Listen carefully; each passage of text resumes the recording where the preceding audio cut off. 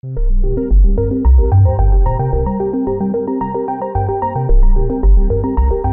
Art of Flow. Welcome to The Art of Flow, a podcast that explores connecting with your body, mind, and soul via movement arts and creative exploration. Through conversations with movement artists, circus performers, flow artists, and fire dancers. My name is Morgan Dalgano, and I'm the creator and host of the podcast, a flow arts enthusiast and a life coach. Feel free to check out some of my other work with individuals looking to get unstuck and discover peace and energy at ignitevibrancy.com. And occasionally, I will bring coaching concepts into the artistic dialogues.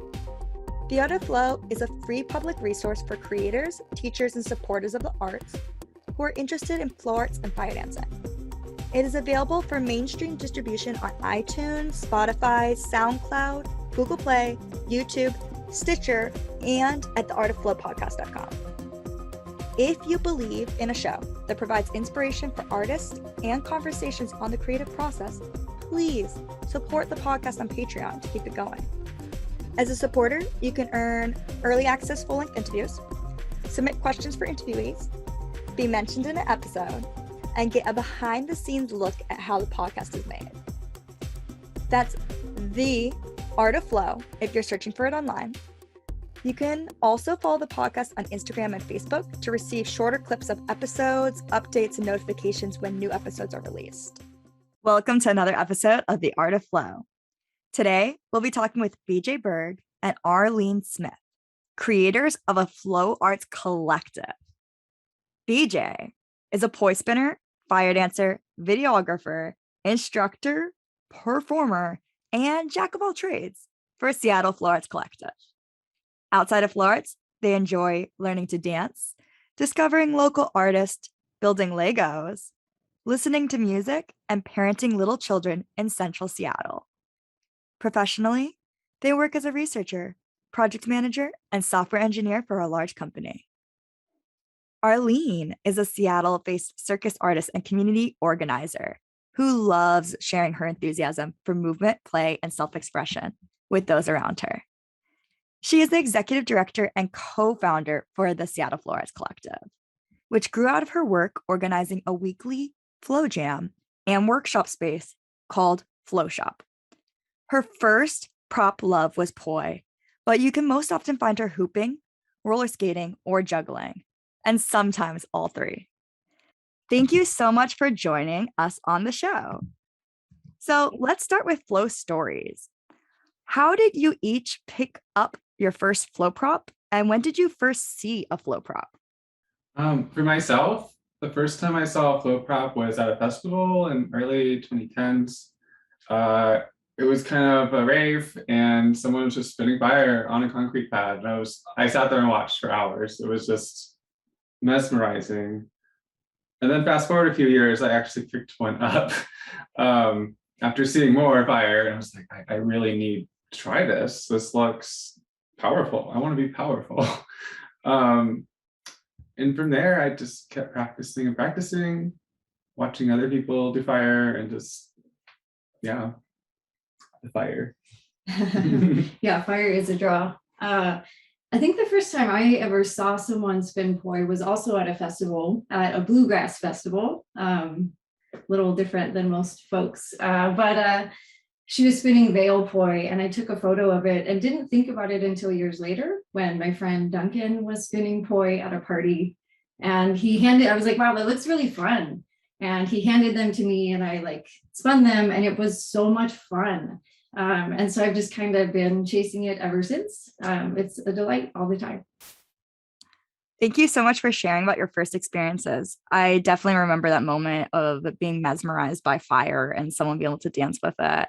And it's interesting that for each of you, there's a little bit of time in between that first experience of watching someone spin and picking up props, and you kind of share that and have that in common. How did you each get started teaching and organizing? BJ, would you share first? So I kind of got into that because of Arlene here.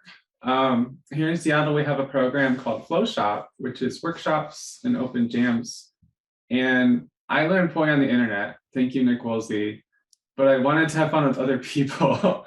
And I walked into this FlowShop space and I just found myself. It was great. And eventually people started asking me to teach them. And I'm like, oh, I'm a teacher, huh? So that just sort of happened. And I did a few workshops at FlowShop and organizing. Like eventually I realized like, wow, Arlene's wallet is running this thing. And if Arlene's wallet gets lost, I don't know what's going to happen. And I want this to be more supported and be around forever. So I decided to get my shovel and start digging a hole or building. Your entryway into both learning poi and teaching and getting immersed really deeply within the local flow community was instigated by Arlene's FlowShop jams. Arlene, would you share a little bit more about how you got started teaching organizing and how the FlowShop came to be? Yeah, definitely. So I've performed forever. So, I did choir when I was little. I had like ballet recitals when I was 4. I was not a great ballerina, but the costumes were very cute. And so for me, it's been part of what I do for a long time, including doing dance and stuff like that in college. So with flow art specifically, I think it kind of happened on accident. I just was sort of showing up consistently. And at one point got invited to do fire conclave for Burning Man. And I think that was like, for me, the really pivotal change for when I started to kind of realize like, I'm significantly more competent than I've been giving myself credit for. And I have a lot to offer. Like there are ways that I could help. And so after that was 2015, Burning Man 2015. And my friend Wendy started FlowShop in September, right after Burning Man, because she wanted to have a space where the people who were doing Fire Conclave could come and teach and have like kind of build this community and find a way to make money for their art. So she wanted to do it on a sliding scale, make sure that the artists were getting paid, but also that it was affordable for people in the community. And so that was FlowShop for the first season. The first cold season is how we generally have done it. And in 2016, I asked her when it was going to start up, and she was like, oh, I'm not going to. And I was like, oh, I was going to offer to help. And she was just like, let's do it then. And so it was just kind of this serendipitous, I didn't really know that it was going to happen. I didn't ever predict that it would turn into something like this, but it's been just sort of like the next logical step as we've wanted to do more. We kind of need to build things a little more sturdy. That's one of the things I love about flow jams, endeavors, shows that come about is there seems to be this this flow in the project itself that happens that's connected to flow arts, where one thing sort of just comes from passion and leads into another, and puzzle pieces come together, and projects will transform and become larger community endeavors. Totally. I think that's how everything works, really. Like, right, it's just people are kind of finding this thing. This is what interests me. Can I make it a little better? And then like that snowballs. That's how we do everything. Yeah. How has your mind, body, and emotions been impacted by the flow arts? Arlene, do you want to share first? Sure. Pretty heavily, I would say. I think for all of those categories. I love the physicality of flow art. I love that it is a way that kind of encourages and invites me to stay active and flexible and all of these things, because I just want to be able to move the way that I want to move. Like that's the inspiration, is that I want to play in the most like true version of my play that I can possibly have. And that means doing this physical movement all the time. So I love that. I love being physical. Emotionally, it's a way that I express, right? It's the way that I'm having a hard day today, actually, to be honest. And so I have my hoops in my car. I was juggling before I got here, or just like while BJ and I were setting up. And I feel so gifted, or so lucky, sorry, to have that for my emotional support and expression. And then I think the other big way that for me, I feel like it's impacted is just socially. The people that I know in this community that I feel so honored to get to spend time with and create with. I don't know how else I would have met them. So I relate so much to everything you just expressed. Like physically, it feels good. Emotionally, like I can let anger out with a rope dart way more than I can ever let anger out in any other way. And socially, it's created community. I have a network of people around me that priorly did not exist. DJ, do you have some thoughts on the subject? I have thoughts. So physically, growing up, I was just like a nerd. I sat at the computer and I played games, and that was it. And I was completely like disembodied in a way. And flow arts is one of the times where I finally felt comfortable reconnecting with my body and expressing and being silly and playing. And up to then, it was like ladder climbing, lots of grinding, and not having fun, honestly. And now my body has fun, my brain has fun. It and now I'm like fit and dance all the time, and it's great. I've never felt better in my body. And flow arts is a big part of that, of figuring out how I like to move. Same thing emotionally, like I grew up in a place where I did not feel safe to be myself. And then I moved out here to Seattle and I felt safer, but I didn't know what to do or how to feel, or how to connect. And when you keep practicing over and over, eventually you just conceive like, my body likes this and I like this. And in the past year, I came out as transgender, and flow arts has been my savior of emotional processing and dealing with my feels, and also just like finding other people and just like putting myself out there and expressing. Like, it's one thing to say like I'm this label, it's another to show up with Firepoi and just dance really hard and people don't ask questions, they just see you, right? And I finally felt seen, and that's just so important to me. That's so interesting. There's kind of this automatic acceptance of a performer, however they show up, like because it's such a visual component, performing, or just, even if you're not performing, but you have Firepoi and some level, whoever wanders by is watching, it's kind of for them kind of perceived as a performance, even if it's fully for yourself. Mhm. And so I'm really happy that you've been able to come out, and that flow arts has been a part of that journey of acceptance. Mhm. And there Now, was like, one. Oh, I go ahead. can't stop dancing. I was out dancing last night with Poi in a club. People are just like ooh and eyeing, and I don't even pay attention. I'm just having so much fun, and I'm glad that it's spreading to other people without me doing anything really. And now I'm just like spread joy everywhere. It's definitely not how I used to be. Yeah. And you're saying also you used to play a lot of video games, and that was kind of like your primary like passion or focus of attention in free time. And I've heard that from other flow friends as well.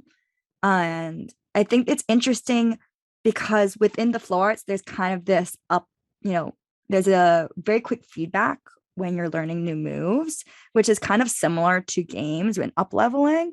So there's some connections. We were talking with a video game designer in our last episode, Chris Garcia, and he was talking about how within game design, they talk about like there's a study of the psychology of flow because you want people to get into a certain amount of flow to keep playing games. And that's inherent in flow arts as well.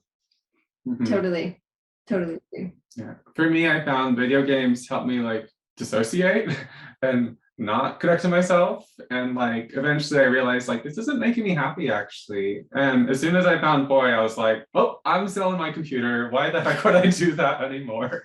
And yeah, I just really haven't come back. It's like waking up. Well, when I come visit Seattle, I would want to come and visit the Seattle Flow Arts Collective. So what inspired the creation of this collective in the form it currently is in? To be honest, like it was just from a very practical perspective. I was doing FlowShop, which at the time was only doing like these Tuesday, either like switching between an open jam, a live DJ, or a workshop each week. And I wanted to do a performance. And so we put together, I did produce 2 stage productions, which was really fun and really challenging. And I'm looking forward to getting back to that because our last one was November of 2019. So we haven't gotten back to doing any performance stuff yet. But when you do a performance like this, so there's all of these tickets and people spend like $2,000 on tickets. So then I would just get this check for $2,000 that I would keep like none of because I paid myself in the cash from the door. And then I'm like, well, this makes my taxes look weird. What do? And that, and honestly, it was just like that practicality of like, this is an issue. I'm like, all of this money is going through my personal bank account and I'm like personally liable. And I don't want to like deal with this on my taxes if I get audited. Yeah, it sounds like that because of the performances, what you're creating was growing to a point where it was necessary to start thinking about, okay, how am I going to do accounting? How am I going to, if I want to keep expanding this and keep going, what's the best way to make that possible? Yeah, there are a lot of practicalities that when your growth gets to a certain point, like you kind of got to go legit for better and worse. So. I'm guessing this is where BJ came in because BJ was mentioning earlier about being at the FlowShop and wanting it to switch from Arlene's wallet into something else. Will you tell us more about your journey in helping the Seattle Flow Arts Collective be born? Yeah, so I had been going to FlowShop for like a year and I'm like, Arlene, you're doing a lot of this. Do you need help? And she's like, yes, but I don't know like how you can help. So I slept on that for a few months and I came back and I didn't need to ask because I knew what was wrong. We were having trouble getting and keeping our space and we didn't have a contract. We didn't have insurance. We didn't have like a bank account or anything. And like, we were really left out in the cold literally one day when the studio owner was like, oh, we're double booked, sorry, bye. And there were 30 floaties in the parking lot across the street in the rain, juggling. No. And I'm like, we can't just let this be in the rain. Like, look at all this love and passion here. And it just really like put a fire under me to figure out what I can do. And given my background, I'm like a technical program manager. Like, I like organizing and doing administrative things, and it's strange. And so I was like, Arlene, like maybe we could like start a nonprofit or an LLC or something to like get this off of your liability and wallet and everything. And Arlene was like, that sounds really complicated. And it was. It was. And but like later, like I actually started doing the research and coming up with a plan. And I realized like this is totally doable. Everyone is just like doesn't want to do all this work. It's a ton of work. You know, you need to like incorporate and find a name, all these things. And I just felt like, oh, this is how I can contribute. I don't want to perform. I like teaching, but you know, I don't have time really. But you know, doing administrative stuff and filing taxes and dealing with forms, like I'm good at that stuff. And I just felt like that was my place to contribute. And it was a good guess because here we are 2 years later, and just I'm amazed every day at what's going on, just in scale and everything. This is an ultimate creative partnership because you have like VJ, who is the administrator extraordinaire. I have Arlene, who has these creative ideas and passion and flow arts expertise. And actually, both of you have flow arts expertise, which melds to create this functioning collective now. I'm curious, though, you mentioned it being a lot of work. So what challenges have you faced along the way, and how have you overcome these challenges? BJ, would you share a little bit about your experience? The challenges begin from day one. I didn't know how to do any of this stuff. I never been on a board, worked for a nonprofit or anything like that. I was really just coming at it as like a first year business major type of mindset. And that was hard. It was a lot of like walking around in the dark for months and months, trying to get all the paperwork together and everything. And like, it was scary, but also just like a ton of fun. And I sort of like got over this block where like I shouldn't do scary things because I'm not good at them. Of course I'm not good at them. I'm trying to learn, right? And so just getting past that mental block was like a lot of work, and doing work towards that really helped a lot. And ever since then, like pretty much every development has its problems, right? Now you have a board. Okay, how do you run a nonprofit board meeting? I don't know. Let's go figure it out.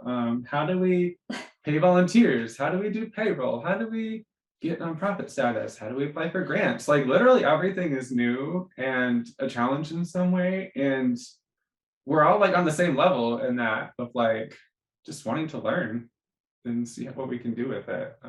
There's no like, I need to be a professional and this is what nonprofits do and stuff like that. It's more like, what's gonna serve our community? And even figuring that out is a big challenge because, getting feedback is hard.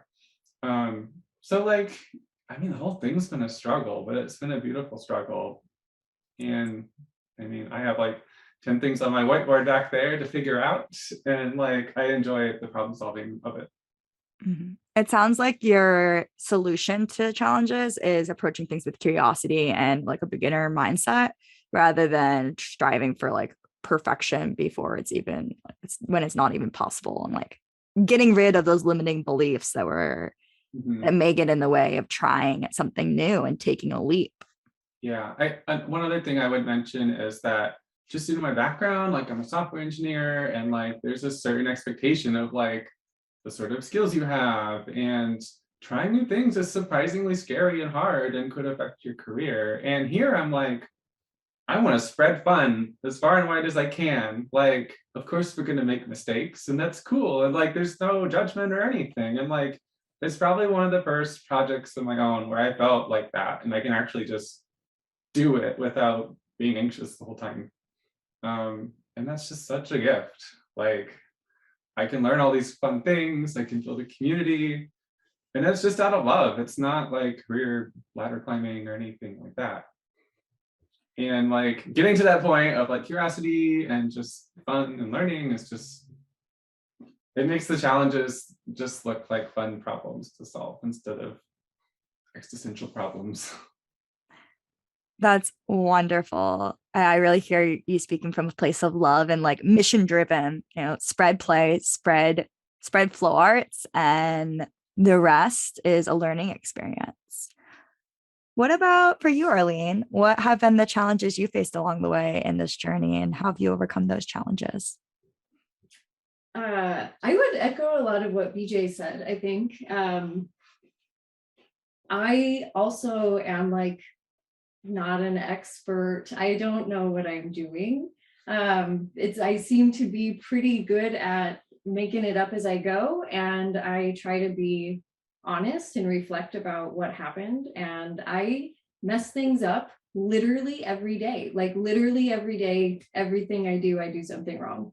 And dealing with that is hard but it's really hard in the same way that it's hard to get covered in bruises the first time you're spinning poi. And you figure out how to not do that, right? Like it hurts when I do this. Okay, well, how do I change this to avoid doing that again? That can be really an exhausting process to be in sort of constantly in the way that we have, especially in the last 2 years. But it feels better now. I don't know. The challenges are new every time. Like as time goes on, I guess, the things that we're approaching are things that we have done at least once before. Like one thing that I love about our organization that I've learned is embracing the concept of the shitty first draft, where someone is just like, I'm willing to make a bad version of this thing that we need. And everyone's like, cool, you make a crappy version, we'll edit it. And like having that just like embrace of failure and just like anticipation, and like we know we're gonna mess this up, so like how are we going to respond to it when we do, and how can we iterate off of the like mistakes or whatever, the burnt pies, or I don't know, some metaphor. That's such an interesting approach. I love it, because then you can just get your ideas out there and down on paper and into the working space versus having a prolonged period of time before something gets created. And it kind of reminds me of my sister at one point wanted to have a failure party where people came to share stories of failure. And kind of a similar approach of like, oh, how can we reframe what failure is to us and what it means? I love that. Yeah. Failure is one of our official core values. We're embracing it. So you mentioned a couple of times, particularly these past 2 years have been hard for the collective. And I'm wondering if it's pandemic specific, because I'd imagine with the pandemic, there's been so many shifts in how you can get together and what you can do as a collective. Would you elaborate on that a little bit more? Yeah, we founded this organization in January of 2020. Our timing was perfect. Yeah, so it's been an adventure. There are some ways that it was kind of a blessing, actually, because the first year it was like, well, we can't expand any of our programs. All of our programs are reduced. We did switch to having FlowShop and our other Spin Jam event on Saturdays, switching those to being an online version, and FlowShop was able to host instructors from all over the world. We had a freaking fan instructor from Australia, and it's been so cool, people from Florida. So there was like actually a lot of stuff that was pretty awesome about it in some ways. And it also meant that we couldn't grow as in the ways that we anticipated, which meant that we had all this time to figure out how to run a nonprofit, because it's so much work. And if we were doing all of the programs while we were trying to write our code of conduct, while we were trying to just like figure out the bylaws and figure out how to run a meeting, it would have been honestly incredibly exhausting. And I don't like to think about how much harder that would have been actually. This year, I think, has been more challenging because it's like in the middle, like, is it safe to be together? Is it not? And that has kind of been a little rougher, but we're coming out the other side. Yay. I'm so happy to hear you had this extra time and space to really focus on getting the basics of the nonprofit in place before launching further into programming. And it's kind of a happy, a positive out of a global challenge. Right. You mentioned that during the pandemic, you were able to continue the FlowShop in the virtual space. And I know that the collective offers, the FlowShop is not just a jam. It's also a space for flow arts related workshops and lectures and live DJs. What are some of your favorite workshops and lectures that you've heard there? I think the one that just shook up my world the most was Ty Booth. Ty Rochford came and did a prop dance culture workshop. He did 2 back to back. So like 3 hours of like trying really hard to move and spin props at the same time. And I felt so awkward, but also just like it opened up this whole other world to me of like expression, of like, oh yes, you can dance nice and spin poi. And like that was just so inspiring and motivating to me. And like it's a huge influence on what I do now, which is mainly dance-based poi and also flexibility and stuff like that. Some of the other favorites are Piper did like a flexibility for flow artists one, learning how to stretch out your back and shoulders, and like that's so important and hardly anyone teaches it. As far as my practice, I stretch almost every time, coming from more like of a dance background, but like when I teach people, they don't even know how to like do any shoulder work at all, and like I have to stop and teach them, and like that really just nailed it home to me of like, oh, people just are really reconnecting with their body in like a really basic way. And it sort of influenced like how I teach now. I don't teach tricks. I teach more body awareness and space and feeling and stuff like that. And I guess the other ones are just like the DJ nights. Like, I don't even care who's DJing. Like, I really like to get down and other people see it and I hold space with them. And this happens over and over. Once I start dancing, other people start dancing, not because they're copying me, but because like I'm holding space for them to express themselves. And having that happen over and over and over at FlowShop, it just like really made it real to me. in a way where like going into a club would just be way too intimidating. I believe really strongly in the ripple effect, and what you just described, where there's like a ripple where there's information you're taking in from these teachers, Ty and Piper, right? And then that influences the way you think about the floor arts and what you're interested in exploring, and then that kind of becomes like your main exploration, and then what you put out into the world, and people will catch that enthusiasm and that energy, and they'll want to move as well. And it's a beautiful thing.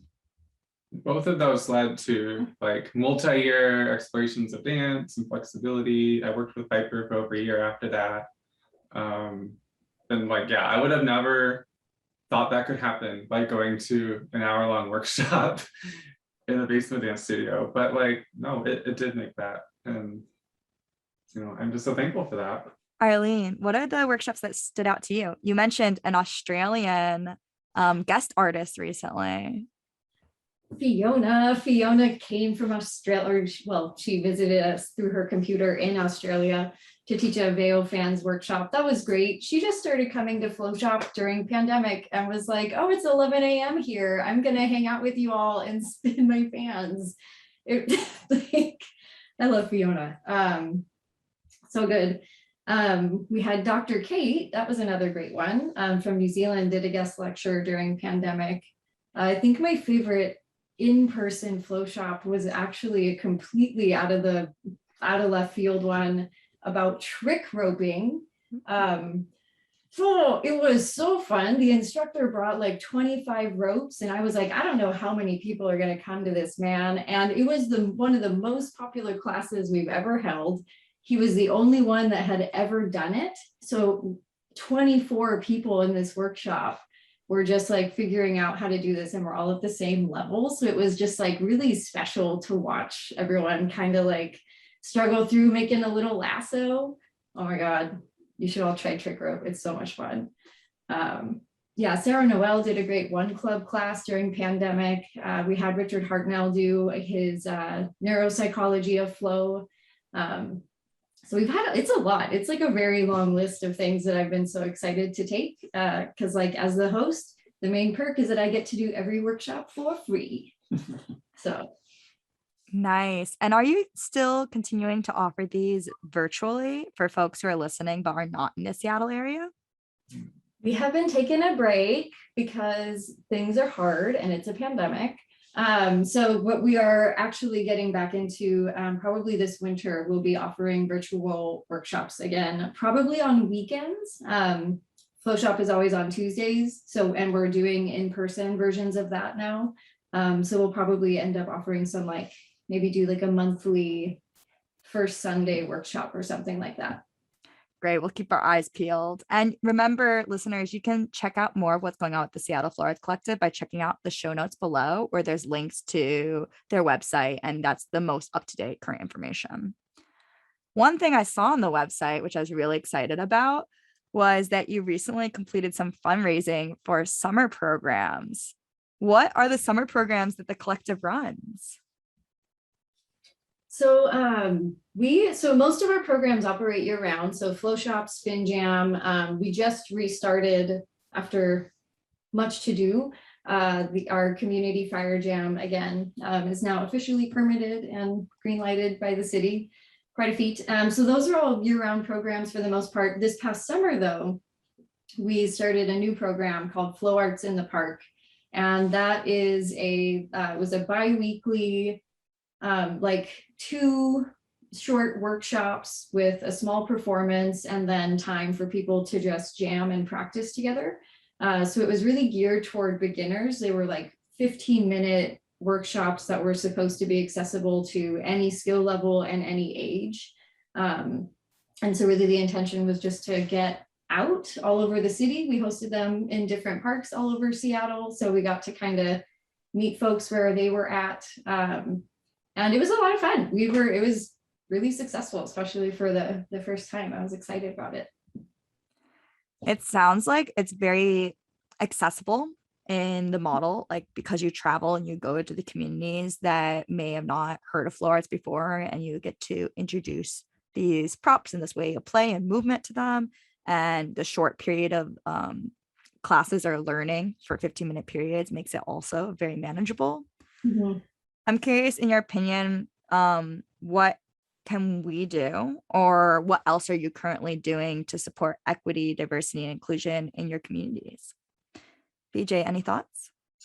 Yeah, so we had a board retreat a month or two ago, and we talked about this quite a bit. And something that we really came back to over and over is that this work is not like a checklist. You don't like do the diversity thing and equity thing. It's about how you do everything. And that's something that we're learning how to do. So for example, for Flow Arts in the Park, we really wanted to take Flow Arts to places in Seattle that have frankly probably never seen Flow Arts or Foyer hoops or played with them or had access. And like, we still did the thing. We could have done it at the nice rich parks, but we went all over the city. Nice parks, not nice parks. And like, that was a conscious decision. One does not choose to host 9 events in 9 parks unless you have a good reason.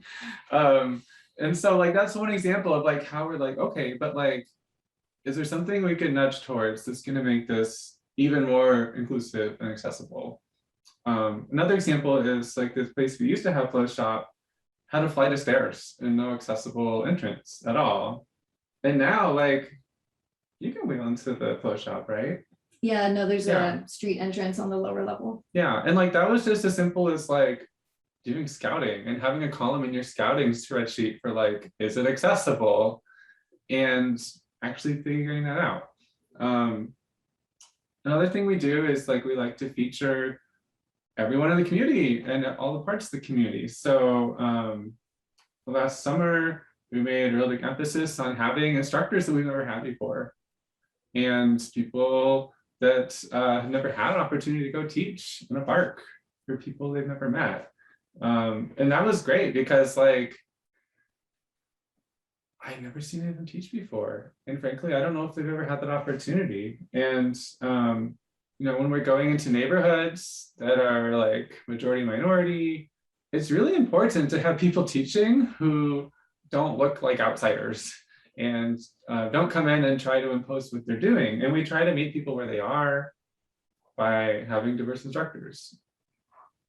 And we do a lot of other things too. It's really just part of the ingredient, right? The sauce is trying to make this as accessible as we can. We want as many people to have fun and find flow as possible. And if you want to do that, well, you need to just think about it all the time.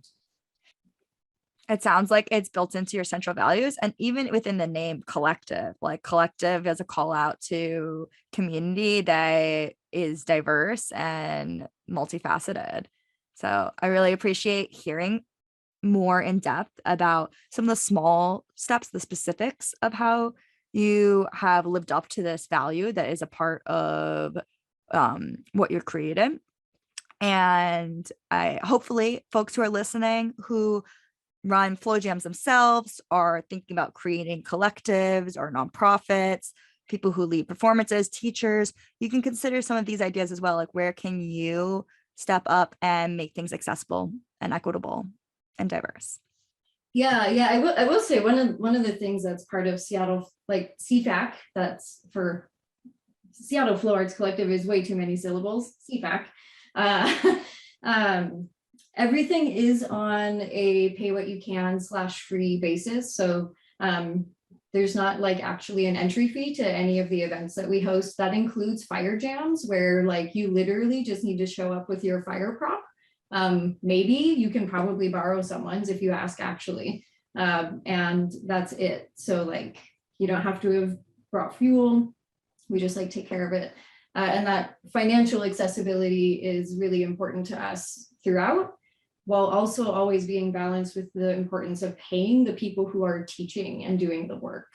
Artists deserve to be paid, period.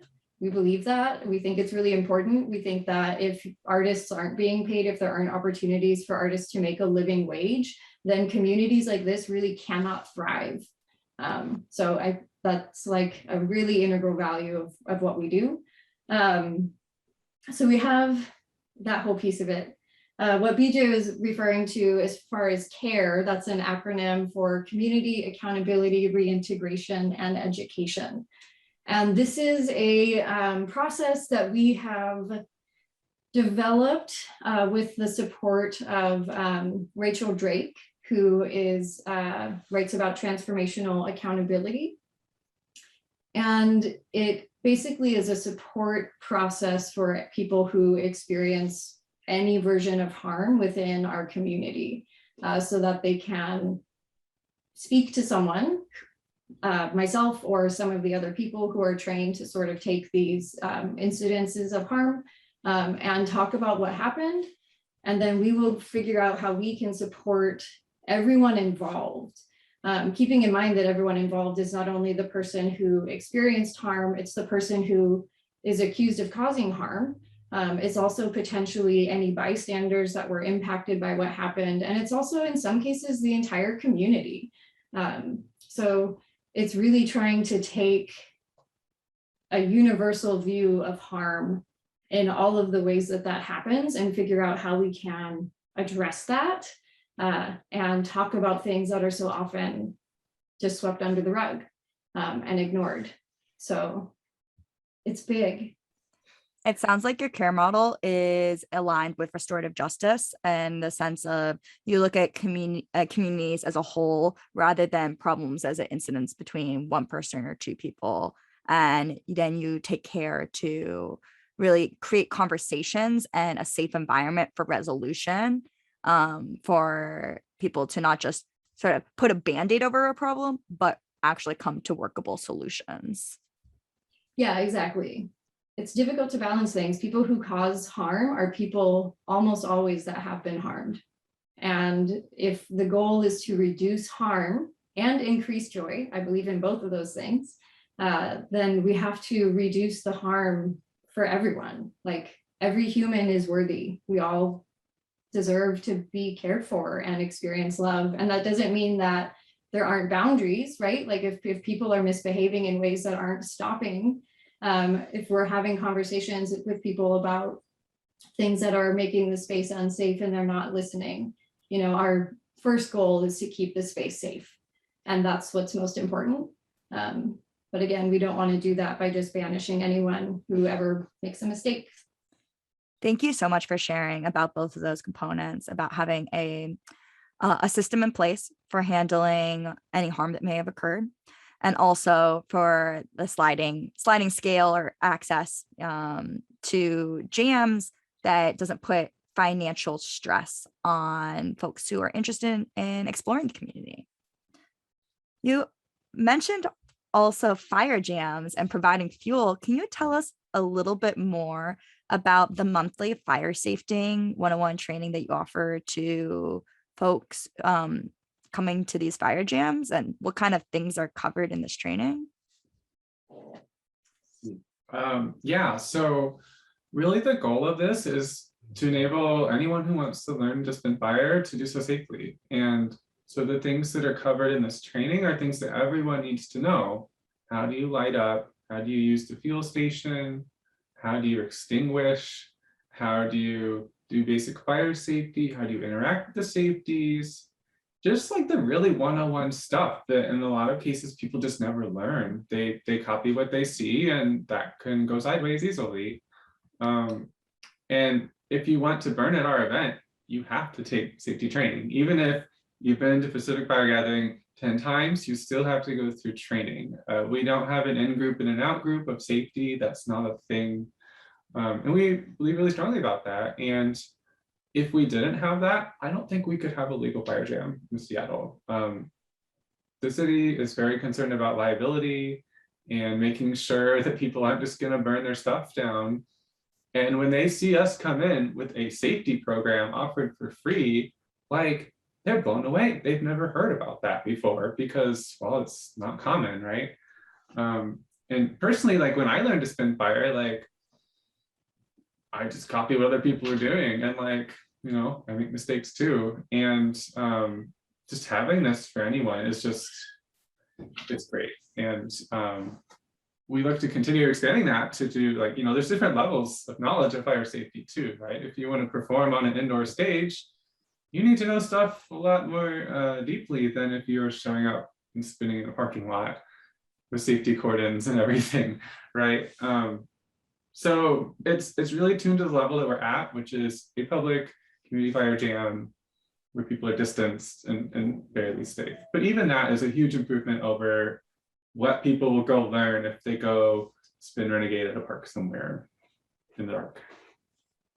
That makes sense. So it's like an important component, not just for the safety of your community. There's also an element of security for making the official jam possible in the eyes of the city. And then there's the fact that you're standardizing or you're making sure that no information gets missed, which is something that could happen if it's just like person to person taught in like in a renegade jam.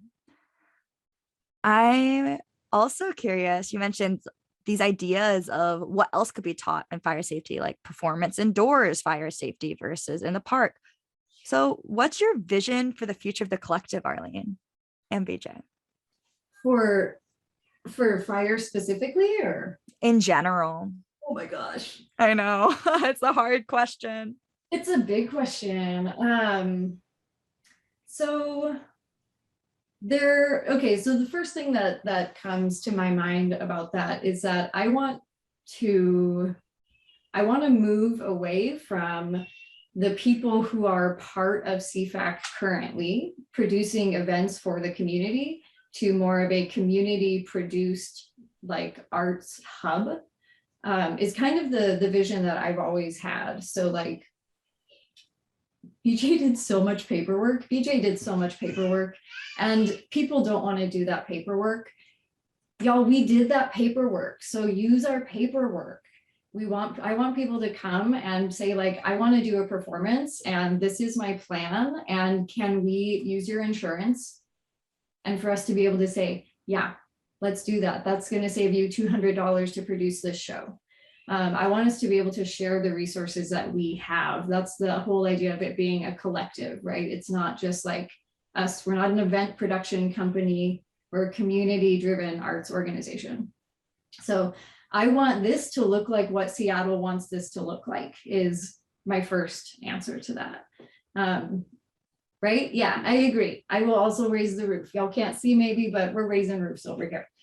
Outside of that, I want there to be more paid artists. I want to be able to support, be part of the supportive tapestry for there to be more working artists in the city, for that to be more viable. I want to use flow art as a catalyst to teach people about self-efficacy, because everything I need to know, I learned from spinning poi. And yeah, I'm a recovering life coach, so never quite goes away. So yeah, so that's, I don't know, those are the main things that come to my mind. I want it to be reflective. I want it to be something that brings light into the world and helps people learn that they are capable of doing things they don't know how to do right now, and that they have the power to change their environment. Thank you so much for sharing. I love this vision of community-driven art projects that are made possible by the collective resources. BJ, what's your vision for the future of the collective? I use a different analogy, but it's the same point of we're a platform. I like to think of it as a garden. We started with a little garden and I kept watering it, and I didn't know what was going to happen. I mean, like most businesses, most nonprofits fizzle out in the first year or two. And, I'm just trying to make a garden to see what comes out. And the garden's a little bigger now. It has more fertilizer or whatever. But at the end of the day, I am not planting everything. I'm maintaining the garden. And I've been just amazed at how much has come out of this simple concept of just like providing a space and platform. We've launched new programs. We have more coming. We've done fundraising. It's just amazing to see people step up and own these things and drive them without, Arlene or myself thinking of it or deciding to do it necessarily. It's empowerment. A lot of people don't feel empowered to start their own jam or start teaching classes or whatever it is. And like, at the end of the day, we make it so that all they got to do is show up and shine and do their thing. They don't have to worry about taxes and payroll and PayPal and all these things. They can just show up and do stuff. So I really want that to continue, you know, as a local arts organization. And also, like, we're kind of like the non-profit. I kind of learned this when I was doing research for nonprofits. We're kind of different. Most arts nonprofits are very different and more institutional and way more driven by like legacy and looking nice and stuff like that.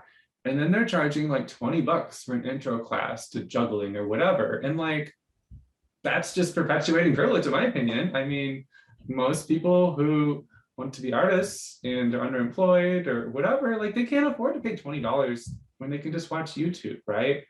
And I feel like a lot of those arts orgs, they're not really having the impact that they want because they're really stuck in those old ways. We sort of came from nothing and there's no pattern. I don't know of any other arts collective. So we're able to just sort of like question these basic ways that these systems work and change them. And now, like, when we write grants or whatever, we're like, we offer free events to the public to learn about this art form. Like, aside from art walks, you just don't hear that a lot, honestly. And I do think it's making a difference in terms of like changing people's mind about what a nonprofit should do. How do we spread art? Who's qualified to do it? You know, a lot of arts nonprofits also get into this trap of being really professional and being really focused on artist development to the exclusion of everything else. And I think we kind of want to make space for everything. You know, we want more artists, we want more talent shows, we want more everything. But you're not going to have everything if you exclude most people from the get-go. And, you know, so I want to see us continue to push and change the culture of that, because I do think it makes a big difference. Just seeing, we had 150 like different fire spinners come to our 6 burns. Like, there's a lot of people who want to do this and they just don't have that outlet, and we're sort of making that possible. And that really motivates me, making new flow artists. Yeah, so it really is about sort of challenging what's there and trying to come up with something that is gonna spread the flow. That's so interesting that most arts nonprofits don't have accessible events. And thank you so much for contributing to your local community and also the global community just by starting this precedent where you are of making that possible. Mm-hmm. And frankly, it's hard. I mean, most nonprofits have a budget where they charge tickets and then they get donations and then everything balances out. We don't have that. We're almost completely donation driven. We don't collect revenue at the door, really. People can donate if they want to, but that makes it harder. It's more risky as an organization. We don't know how much money we're going to get before we start a program. When we started the fire jams, we had no idea would we get $50, $500 of people donating. And, you know, when the jams cost a lot of money, like that's a risk. And I think it's a risk worth taking for us. And for the most part, it's really worked out. What advice would you give to listeners who want to start something similar in their own communities, in their own area? Arlene? It's okay to go slow. That is what I would say. I think there's a lot of pressure in our society to have this like idea of like, I'm going to have this goal. I'm going to start a nonprofit and it's going to take me 5 years and I'm going to do this certification. I'm going to do it. And like, that's how none of this happened. In my experience, it's not the only way to make things happen. So be patient, be willing to go slow, to take time to like make things work. To find ways to make sure that you're honoring your own boundaries as you're trying to do this work, because it's really hard. Boundaries are hard in many forms, and personal boundaries around time and not becoming a martyr while doing this kind of community organizing is really important if you care about the community being organized for the long term. So be easy on yourself. Be willing to learn, be willing to listen. You're definitely going to mess up and like embrace it. That's part of the game. you're definitely going to bruise your knee spinning poi. So like, you can't get the goods without some of those bads. And also remember that the point is to have fun. Like, we're all going to die. You're going to die. We're all dying. And we have like such a brief time that we get to be here. And if you like, the point is to enjoy it. So find ways to enjoy it and savor the experience. Thank you so much. BJ, do you want to add to that? Write things down. Go back to that. The first thing I would say is like, have a vision that you believe in. I didn't just randomly decide to make a nonprofit. It was after years of interacting with these people and making friendships and sort of trying to understand what it is I want to see and how to get there. And if I didn't have that motivating vision of sharing the flow arts and making new flow artists and stuff like that, like there's no way I would get through the mountains of drudgery and paperwork that's required to do a nonprofit. The other thing I say is you need a team. You need a strong team. You need a committed team. We're a great team. And that's one of the big reasons this has gone anywhere, is that we work really well together. We have different strengths and we just deal with that. And also, like, we've been very on top of pulling in people to help out. I'm happy to report I don't produce any events right now because I'm busy doing other things, and that's fine. And expect to let go of things and not be in control, because that's the only way it's going to work if you don't want to do everything yourself.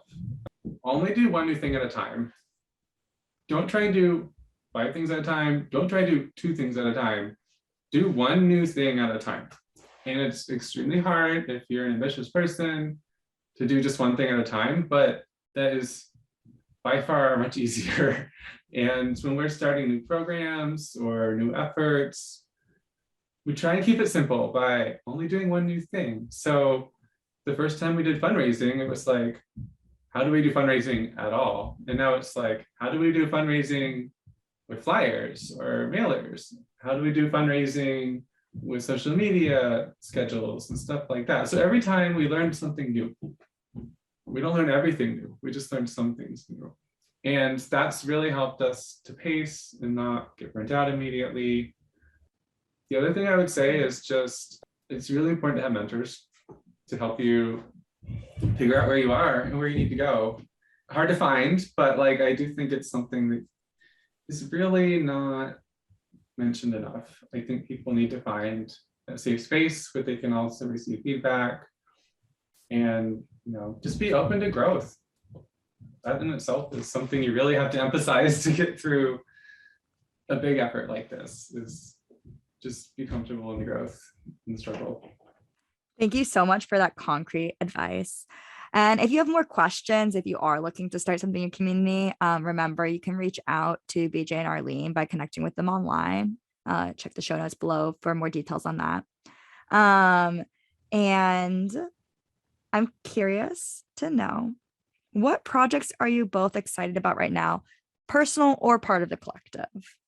So I'm going to go with personal because it's what came to my mind first. I'm trying to put together a performance and do a performance on the stage. I have performed a bunch in my life, but and have performed flow art, but haven't in a long time. And I'm feeling really inspired by some people up, some of the circus that happens up at Bellingham, at the Bellingham Circus Guild, which everyone should go look at too. And yeah, I want to do a hoop roller skate dance thing, and it's going to be great. That's my goal. And now we set it into a microphone and people are going to listen to it, so I guess I maybe have to. That is sounding like an amazing merging of 2 of your interests and your hobbies and passions. Yeah, I'm excited. And what about you, BJ? I've done so many different things in the past 2 years, and one thing I have not done is teach poi spinning. And I love teaching poi spinning, but you know, with COVID and everything, I just haven't really felt the urge. But now I do. Whenever I go to FlowShop, I just start teaching eventually. And so next year I want to focus more on that. Not only teaching classes myself, but also sort of building up the next generation of teachers. One thing I've noticed in doing all this is like, there are actually not that many people who like are good at teaching because they just don't have practice, right? If you teach yoga every week on the dot, like you're gonna get pretty good at it eventually, right? And I just don't see that. And so that's something I really want to put some effort into, both in like finding people who I know can teach, but are just need a shove a little bit, as well as challenging myself to like, okay, but like, how are you actually going to teach this? You need to like, not just wing everything, but like, how are you going to teach people how to do this? And that's something I shy away from because it's hard, right? But that's the sort of growth I want next year, is being more directly engaged in building that community of teachers. Only some subset of people can learn on YouTube. That's just how it is, right? Like most people don't learn yoga on YouTube either. And so, you know, trying to understand that and how we can reach more people, like I do think more accessible workshops and stuff like that is like one of the most important things I could do right now. And teaching is a completely different skill set than just being able to spin. And then being able to teach something you really ingrain, like, you know it at a deeper level. You know something once you're able to teach it to someone else. Is there anything else that either of you want to share with listeners before we close out the episode today? I think y'all are doing great. I encourage you to do things that you don't know how to do, because you can probably figure out how to do it if you practice. And don't forget, you're gonna die. One thing I want to leave people with is that we don't want to own this and not share. We want to share what we're doing and how to build and everything. And a big part of that is writing down everything we do.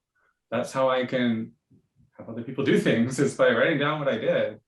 And, you know, in that spirit, we're overjoyed to help other people figure these things out. How do I form a nonprofit? How do I get insurance? All those things.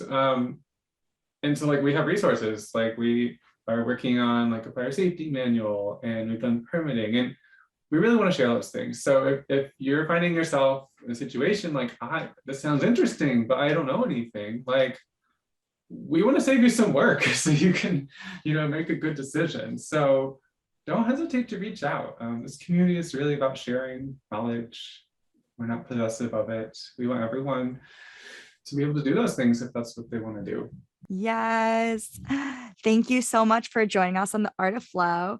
And for listeners, see you next time. Do you want to keep the conversation going? Join the Art of Flow Facebook group to be part of a community discussing episodes, sharing art, resources, and questions with each other.